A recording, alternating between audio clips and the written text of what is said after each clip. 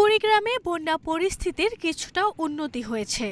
ধরলা ও তিস্তা নদীর পানি কমলেও বিপদসীমার ওপর দিয়ে প্রবাহিত হচ্ছে দুধকুমার ও ব্রহ্মপুত্র নদের পানি। এতে দীর্ঘদিন পানির নিচে বিভিন্ন ফসলের ক্ষতির পাশাপাশি চরম বিপাকে বানভাসীরা। ঘরবাড়িতে পানি থাকায় উঁচু রাস্তা কিংবা আশ্রয় কেন্দ্রে উঠেছে বানভাসী জেলার লক্ষাধিক মানুষ। দেখা দিয়েছে শুকনো খাবার ও বিশুদ্ধ পানির সংকট। বানভাসীদের অভিযোগ, না খেয়ে থাকলেও খোঁজ নিচ্ছেন না কেউই। না ঘর টাইমও তলাইছি বিড়বে না পাইলে খাই কি খাওয়া তো খাবে, পেটা তো দেওয়া খাবে। কিছু লোক আর এখানে আশ্রয় নিয়েছে, আর কিছু লোক বাড়িতে খাটের উপরে বা চৌকির উপরে পাক শাক করে খাইতেছে। আশ্রয় কেন্দ্রই আছি 4 দিন ভরা, আমার অসুবিধা।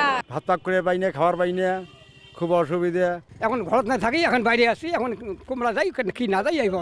বন্যা হলে না মানুষ বেড় বাড়ো না পায়, করি খাবারও না পায়, ঘর দুয়ার তলাইলে কি করি খায়।